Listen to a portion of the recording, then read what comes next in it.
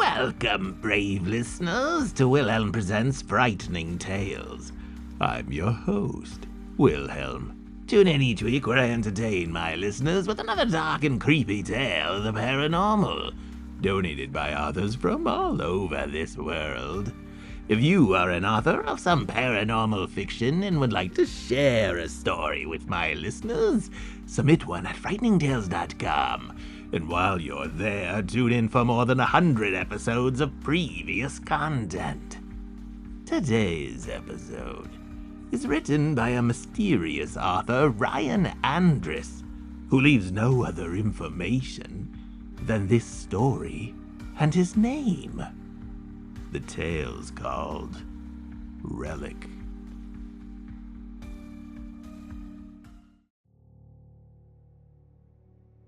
If you're reading this letter, then I'm dead, and hopefully have assassinated the President of the United States.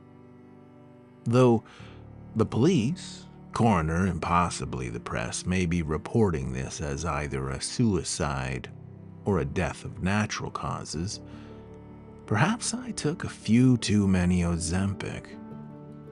I want you to understand that my demise was not of natural causes. I still run 4 miles every morning. I recently saw my doctor, who deemed me healthy as a horse, and my genetics favor longevity. The truth is, I have spent many nights contemplating my own life. I have a Glock 9 under my ottoman with 4 rounds in the magazine, 3 more than what it would take to send me into the translucent blackness. They say suicide is the coward's way out, but truth is, I see it as a lurking, paralyzing threat that serves to annihilate every member of humanity. A virus, one that I have not yet contracted. My constitution has made me immune to the craving to perform such a conclusive action. And at this stage, I thank the devil for that. For God abandoned me in the summer of '05 in Kenya. This letter is my final testament, dear Walker. I have several wishes, and they'll become clear by the end of this statement.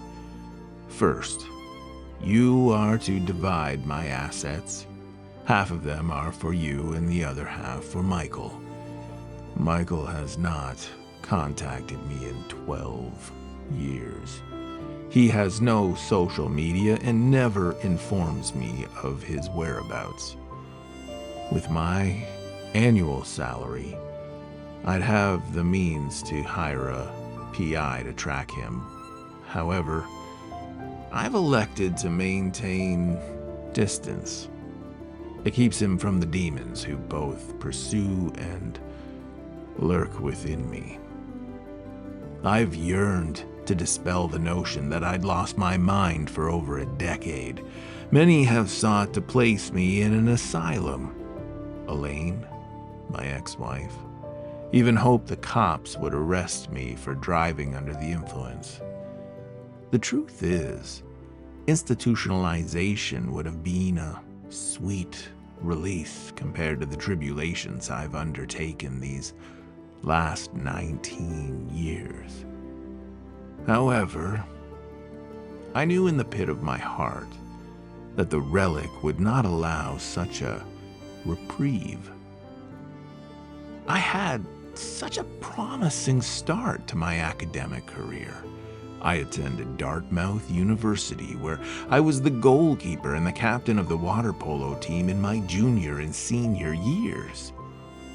During the summers, I clerked for my father's law firm, a lucrative and coveted opportunity for a young man on the cusp of 20. However, it never granted me the satisfaction that many would have reaped. It proved disappointing in a subtle way. I'd always be reminded of a brother who had passed the bar or a cousin who opened a dental office. As the years progressed, I developed an interest in people from more isolated and understudied regions, specifically Western Africa. The lack of known history about the region, combined with the diversity in living styles, made me a prisoner of the library. I read countless books on civilizations completely opposite from my own. One might even call it an obsession. In hindsight, I do not know why this was the case. There were a multitude of areas to study, from South America to North Africa to Eastern Europe. However, I was consumed with a hunger to amass knowledge and experience from this one place. Thinking about it now, I wonder if the relic had possessed me even then. Suppose it transcended time and distance to find me, to lure me from the cozy halls of a university in a posh Massachusetts estate, to guide my life towards a singular destiny. After completing my PhD in anthropology from the University of Pennsylvania, I found myself yearning for something to transform my situation. It didn't make sense. I had a wife, a newborn child, Michael, and a well-paying, rewarding job teaching upper division undergraduate anthropology at my alma mater, and I spent my summers traveling the world on the university's dime.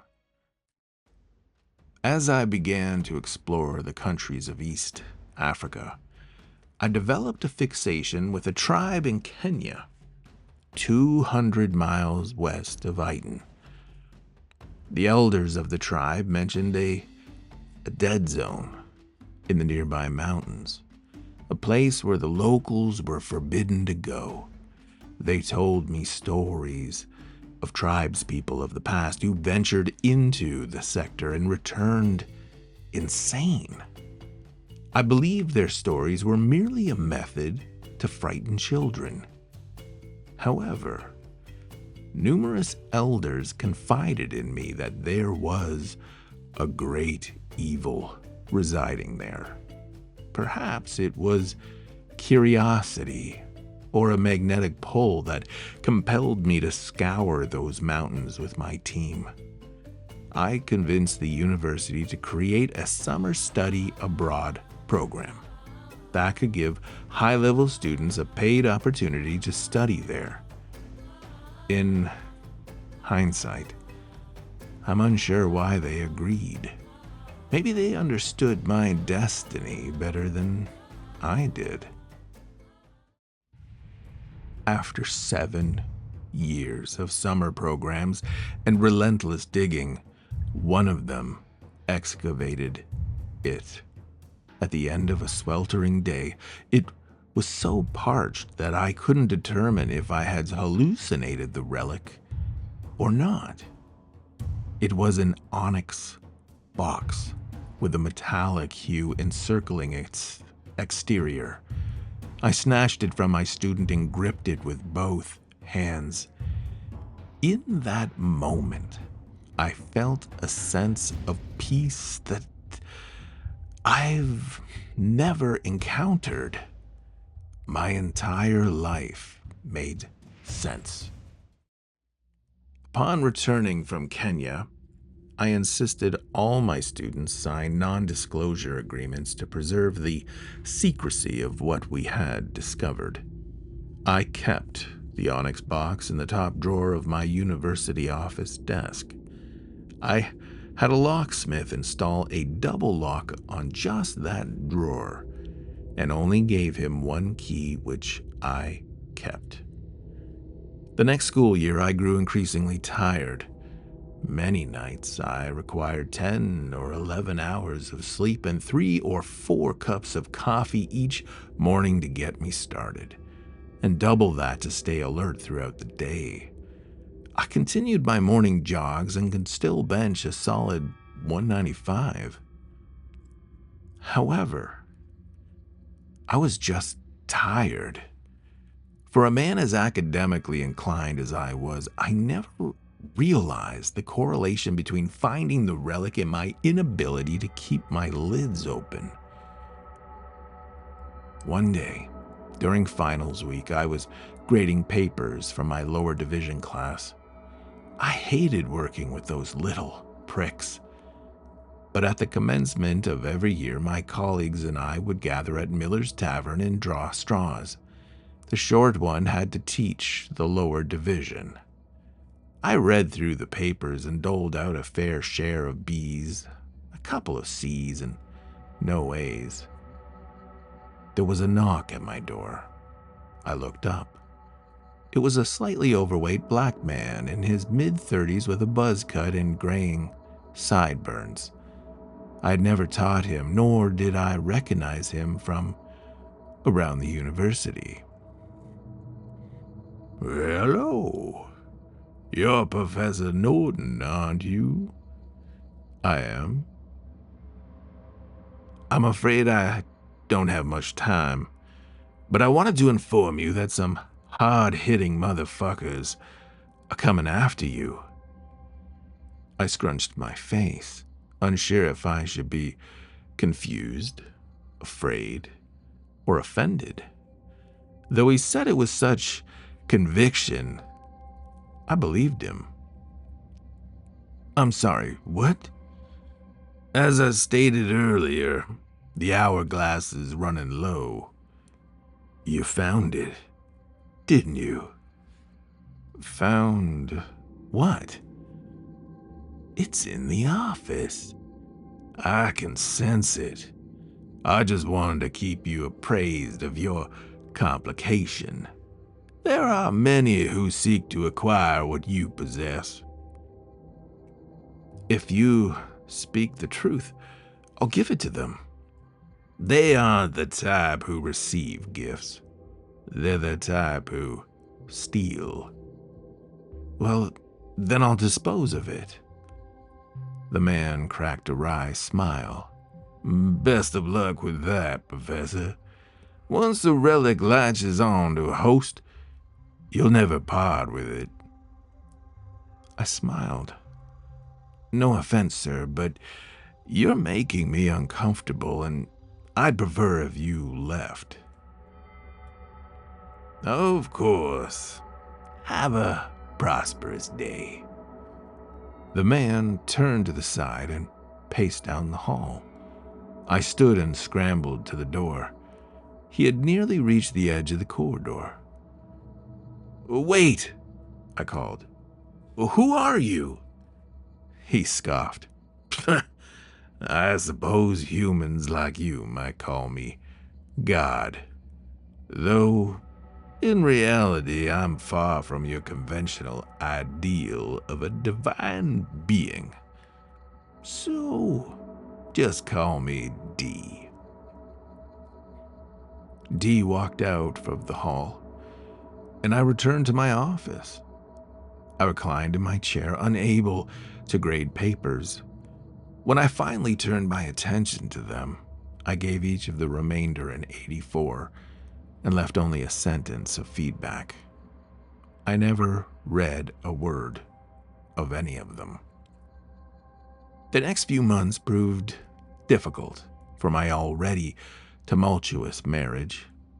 I'd always struggled to be home and remain present. My summer trips to Africa had already given my wife a built-in excuse to claim I prioritized something else over her, which was true. I loved my Elaine dearly, though I loved myself and my desires far more. I spent just about every night at the bar until closing, pounding entire bottles of vodka before wandering the streets. Many nights I'd fall asleep on park benches or in trap houses and not wake up until 4 p.m. It wasn't an existence I was proud of, In one summer, I had spent over 80% of my bankroll on hookers and alcohol. The infidelity was a sinful behavior, no doubt, but what truly broke my soul was my absence. One day, I returned home. Honestly, I'm still unsure if it had been a day, a week, or a month since I was last there. Time had become a metric I could no longer measure. I arrived to find a suitcase containing all my possessions by the door and a note on the kitchen table. It explained that Elaine had hired a private investigator and uncovered every detail of my nefarious behavior. I was furious. The lack of conversation or confrontation was enough to break the most ancient of human vows. Till death do us part became a mist over a river of truth. I decided to crash at my estate that night. When I woke, no one had kicked me out. I took a shot of tequila from a bottle stashed in my bathroom cupboard and drove to work. I unlocked my cabinet drawer for the first time in a year and removed the relic. It was beautiful, yet unremarkable. Though I craved to be with it that night, I spent the day binge-watching season 5 of The Simpsons. All the while, I felt like someone was watching me through the windows. Perhaps it was the private investigator, but what crime was it for a man to spend the day with a box of Doritos in his right hand and a bottle of Jack in the other? I closed the blinds, but I still felt those infrared eyes piercing through. I deserved better than the mess I'd created for myself, and the people I loved deserved better than me. I knew that now, but I'd sunken too deep into the claws of addiction and lacked the constitution to continue in this state. I climbed into bed, Glock 9 in one hand and the relic in the other. I pointed the barrel against my temple and spent the next 2 hours closing my eyes and taking deep breaths. With every breath, I contemplated whether it would be the one where I finally squeezed the trigger. But I never did. I must have drifted off around midnight, though I woke a few hours later. There were footsteps in the living room, not resembling Elaine or Michael. I turned on the lamp beside my bed and pointed the Glock at the bedroom door. The footsteps neared. A figure crested the corner of the entryway. It looked like a man wearing a black sweatshirt and blue jeans, but its hairless head seemed to be made of solid gold. I pulled the trigger and the bullet hit the golden head, making a metallic noise before bouncing off. "Fuck," was all I managed to mutter. The man limped towards me like a zombie, breathing raspy and extending a hand. I aimed the gun, unsure where to shoot next. "Aim for the lower abdomen," a voice said from the living room. I had no choice but to obey. I put 3 shots into its lower stomach. Green goo oozed out as the golden thing wheezed in pain, collapsing to its knees before face-planting on my bedroom floor. I woke up the following morning, at least I think it was morning. My head throbbed, and I believed the previous night had been a dream. But when I leaned forward, I saw a puddle of green goo on the floor. About time you woke up. I turned my head to see Dee sitting in the maroon lounge chair in the corner of the room. The fuck are you doing in my house? Your wife kicked you out.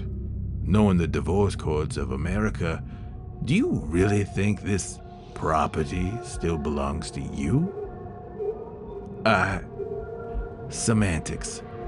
The important thing is, you're okay. Something tells me my safety isn't the priority.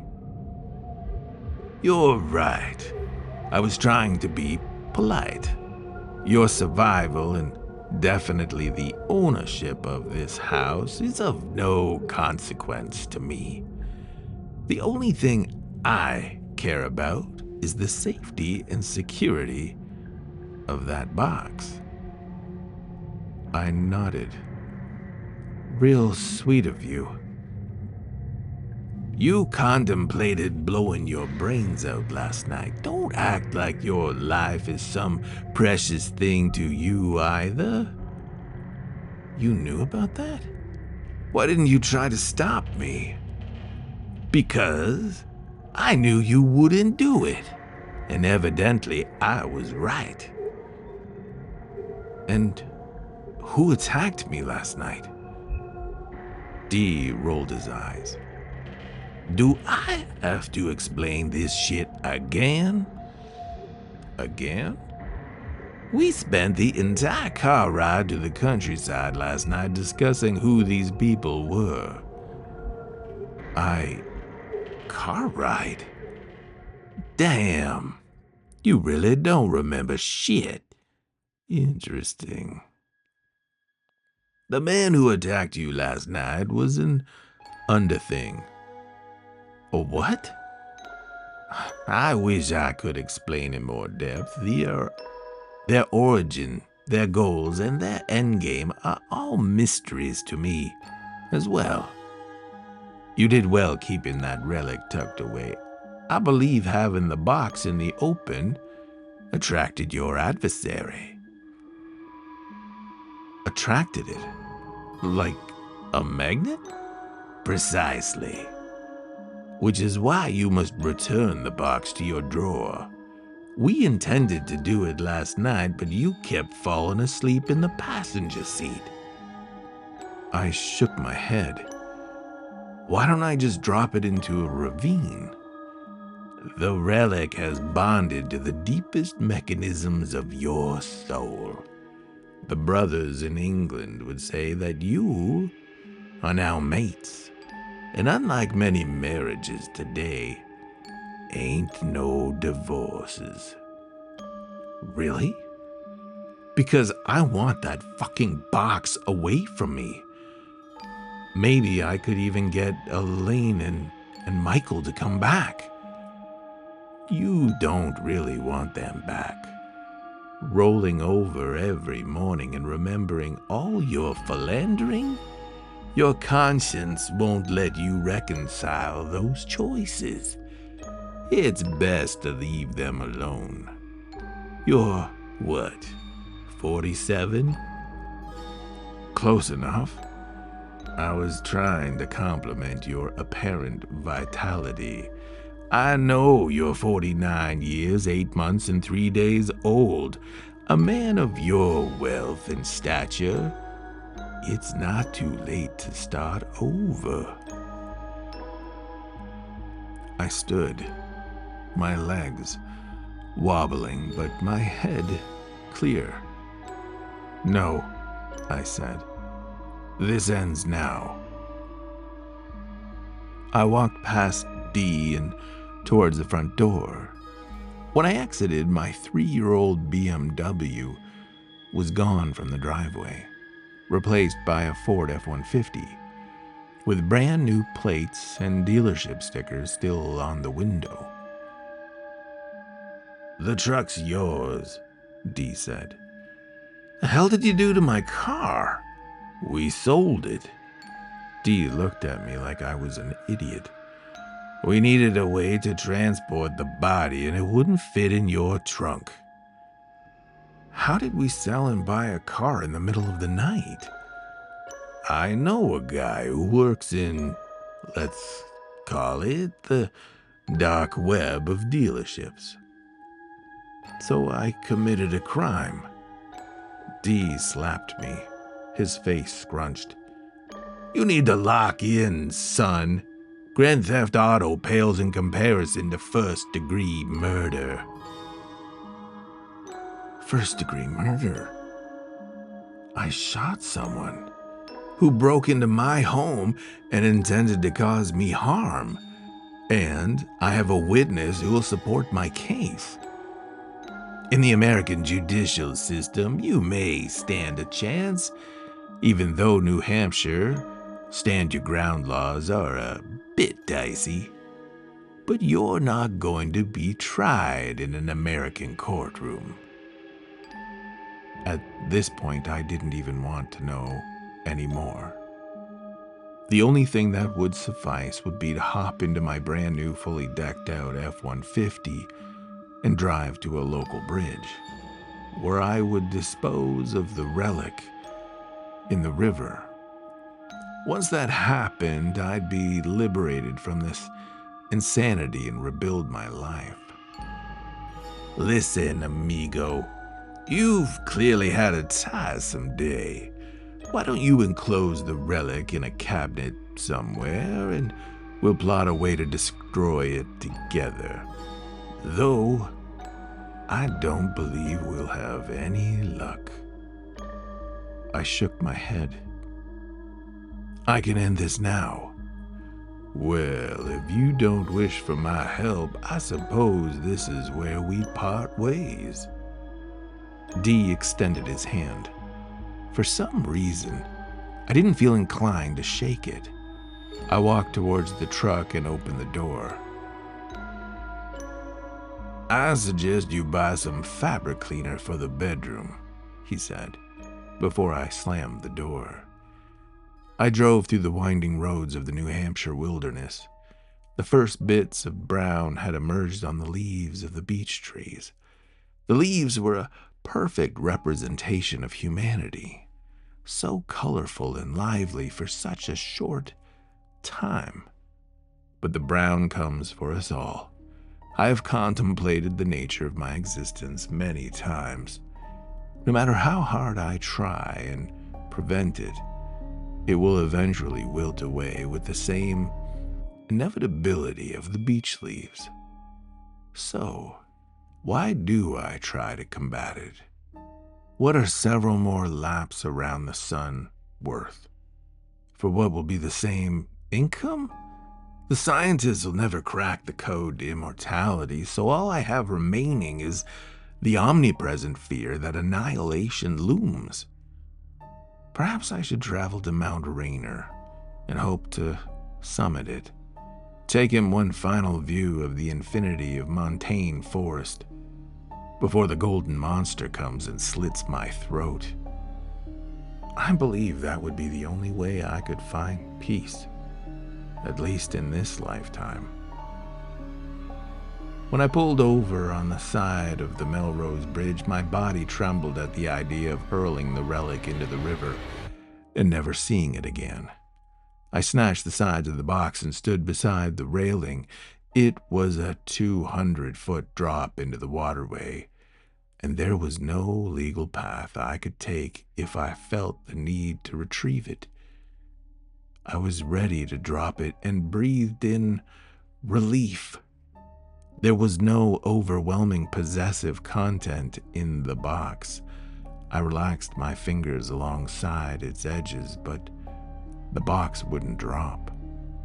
My fingers were stuck to it. No matter how much I craved for it to leave my person, the box remained in hand. I must have stood there for over an hour, attempting to release it from my fingers, and yet it refused to go. I peered down the road to the south, and I saw a line of over 30 underthings approaching. They all wore black suits, white button-downs, black ties, black slacks, and black dress shoes. They marched in perfect unison, every step in synchronicity. They approached my truck, and I knew I couldn't beat them to my door. They never spoke, nor made any sounds except for their marching. My palms sweated, and soon my entire face was drenched. I alternated my gaze between them and the water beneath me. I had accepted my demise, though I suspected these golden beasts would have inhuman suffering waiting for me. And inexplicably, my hands released the relic, and it fell into the river. The rapids washed it downstream.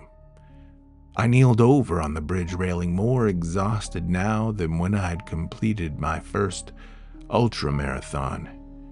If the underthings slaughtered me now, I'd accept it. If they jumped over the edge and found a means to acquire the box, I'd accept it.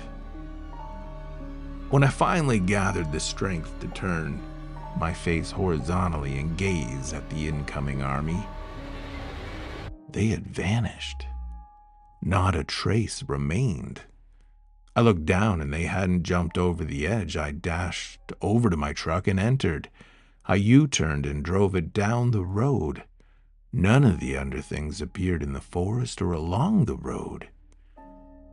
After vanquishing my adversary, the next 5 years were really good. I returned to my tenured job, remaining sober except for a couple of birthday parties and trips to Atlantic City, and spent time rebuilding my career and garnered respect in the anthropology field. My wife and son never spoke to me, and no matter how much things improved with my physical and mental state, I always grappled with my family at home. However, I did bond with my sister's son. That would be you, Walker. I thoroughly enjoyed spending time with you at the family barbecues and our texts about anthropology. I even enjoyed the deep-sea fishing trip I went on with you and your father, despite the fact that I threw up the entire time we were at sea. You probably have a large number of people in your life with whom you've bonded, and I'm probably just some uncle to you.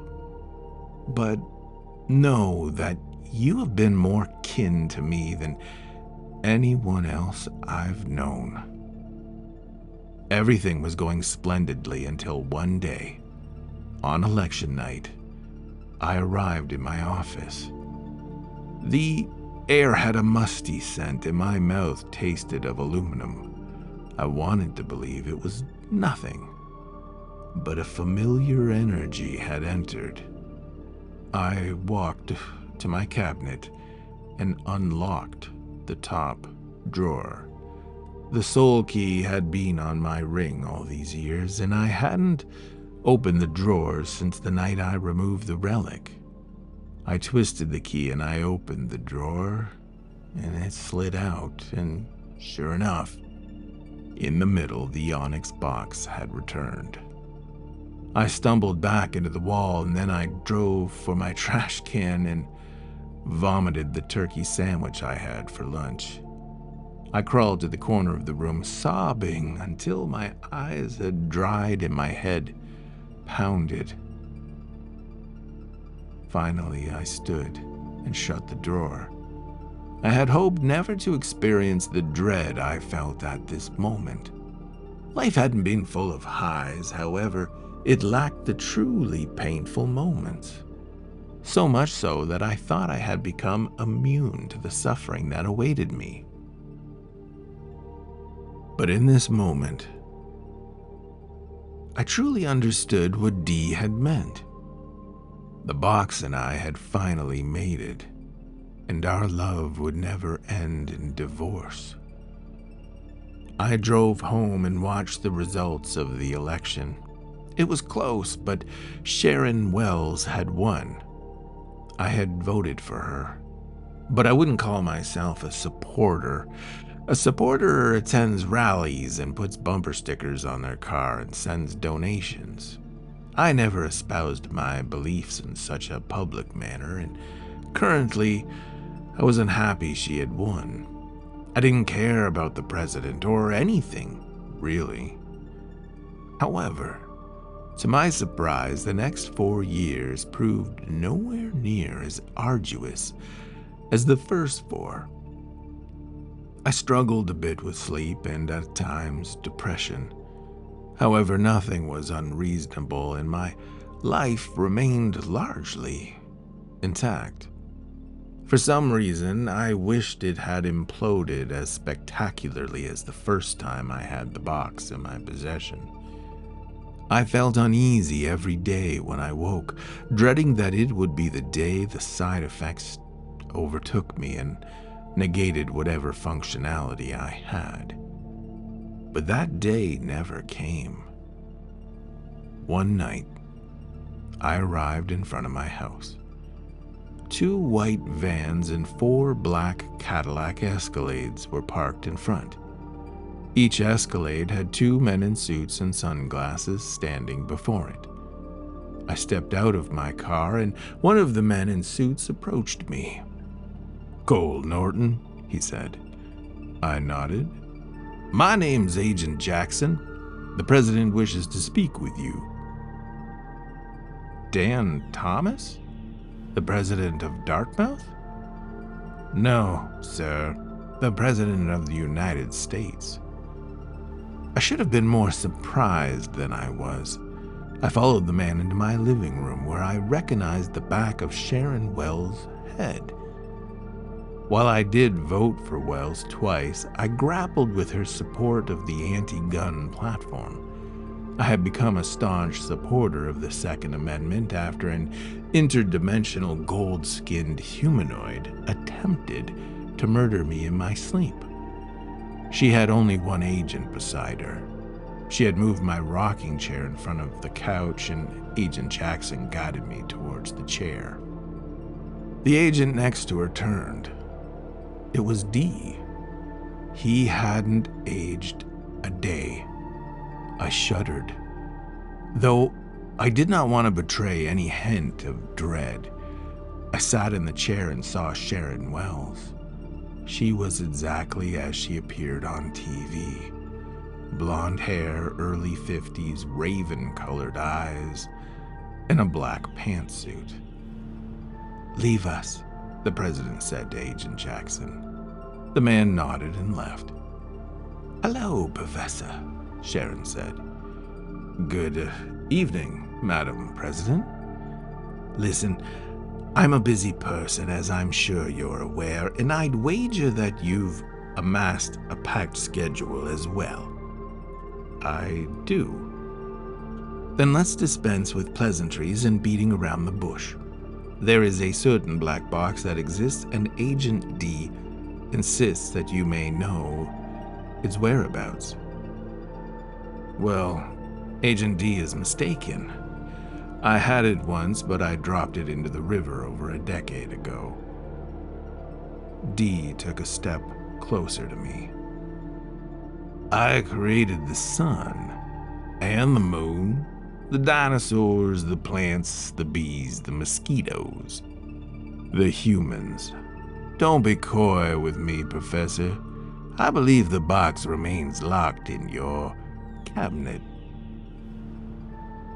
President Wells smirked. "We merely require your key. We'll extract it and figure out the rest." "I don't have the key anymore. I threw it into the river." "That box is essential for me if I hope to secure a 3rd term." "You can't have a 3rd term," I said. "Not without that box, I can't." "I had the box for years. It doesn't open. There's nothing it brings except grogginess, irritability, and obsession. If you seek to win a 3rd term, I suggest you try reworking the 22nd Amendment." "Who did you vote for in the last election?" she asked. You? Wells nodded. I don't wish for any harm to come to you. I'll even give you a seat in my cabinet if you want it. Or cash. As president, I could dump a lump sum into your bank account. Listen, President Wells, I appreciate your offer, though I'm afraid that it's one I can't accept. The president and Dee nodded. Would you like some water?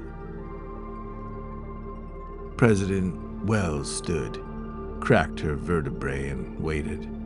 She passed me a business card. I didn't realize those still existed. If you have any questions, don't hesitate to call, she said. I will. She straightened out her pantsuit and began walking out. Dee lingered behind and nodded at me. Nice to see you again, my friend, he said. He pushed onto his earpiece and muttered inaudibly while following President Wells out of my front door.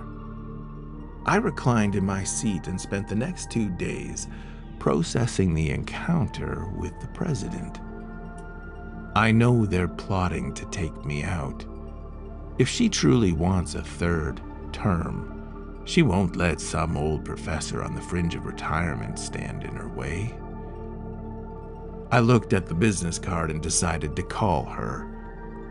I instructed her to meet me at my house because I had suspicions about who may have proposed it. She's coming in 3 days, which is when I decided to pen this letter. I've decided that the only way to preserve humanity is for me to assassinate the president. It'll be challenging, but I have a plan. I'm going to stash my Glock in the pocket of my jacket in my closet. When Sharon Wells arrives, I'll excuse myself and then retrieve the gun. I have my doubts it'll succeed. But either way, I'll be dead within 3 days.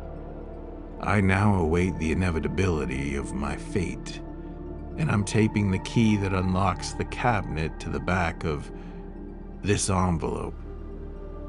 Walker, my deepest gratitude for reading this, and wish me luck. Do not pity me, for death seems to be a release at this point. Until we meet again, Uncle Cole.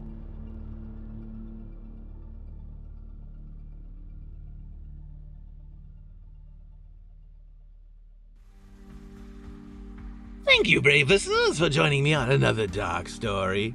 I urge all my listeners to go out and find more content by our weekly author, if you're not too timid. If you enjoyed today's story and you've tuned in on YouTube, please click the like button. And if you don't want to miss further stories, click the subscribe button. And if you are present today on Spotify and enjoyed the story, you're only more than welcome to leave a comment. And if you're on Apple Podcasts, please leave the show a rating as you see fit. All these little things help the show. And wherever you listen, please do me a favor and share today's story, if you can. Then tune in next week for another frightening tale, if you're brave enough.